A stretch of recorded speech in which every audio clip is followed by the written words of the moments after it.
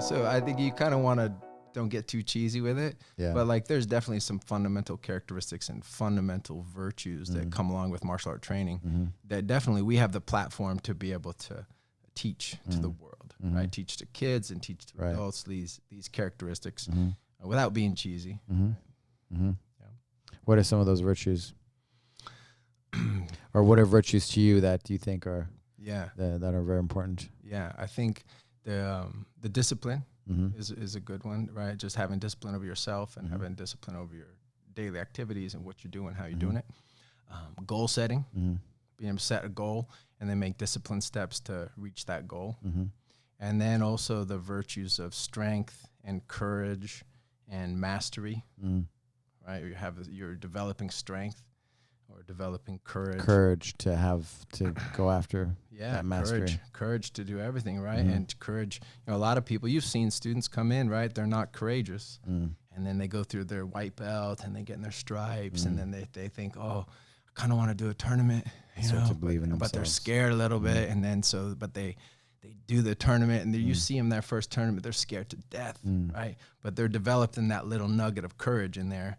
And that little nugget of courage is getting stronger. And then they do their first tournament and, win or lose or whatever, it wasn't that bad. And then they have the courage to do another tournament and, they start feeling a little stronger, start feeling a little more courageous. And then, of course, you've seen that it translates into other areas of their life where they go for a job interview and they've got a stronger nugget of courage in there, or they want to talk to a pretty girl and they've got a little more courage or to develop that. For sure. Yeah. Yeah, it starts little and it's just they're scared, but they do it anyway, right? Right. They step forward and do it anyway. Yeah. And that's how they start to build that confidence. Yeah. That changes them forever. Right, exactly. Our boy Finney, Finney? Finney McMahon. McMahon, Brazilian Jiu-Jitsu. Fort Collins, Colorado. Represent Fort Collins. He has a saying. Shout out. He has a saying. I even think he put it on the inside of his gis. He said, "Develop the courage for greatness." I like that. Right, where I like that. You're not going to be great at anything if you don't have courage. So I like that. Develop the courage for greatness.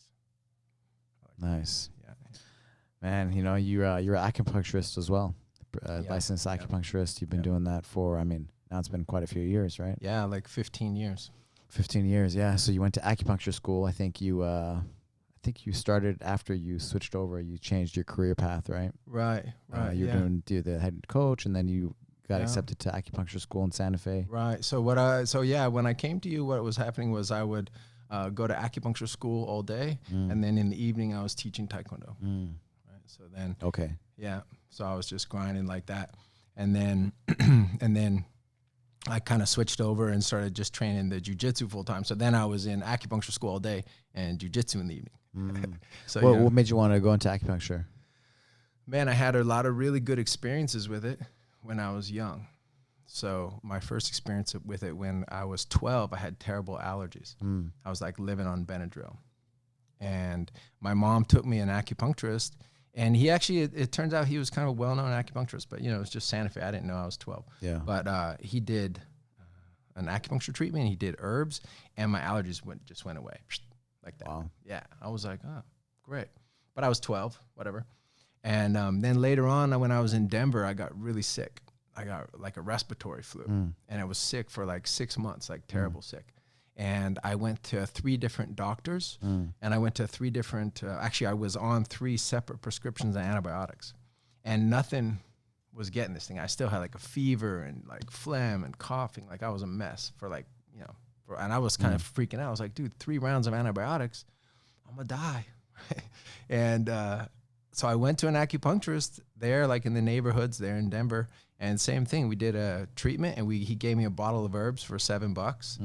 And I took the herb, and like 2 days later, I was like, I felt better, like much better. I was like, dude, I need to learn more about this.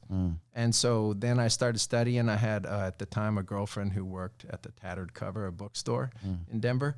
And I said, you got to get me all the books you can on Chinese medicine. So she got me just stacks and stacks of books. So I just started reading about it and learning about it. And then just a hobby kind of became, formal schooling and occupation.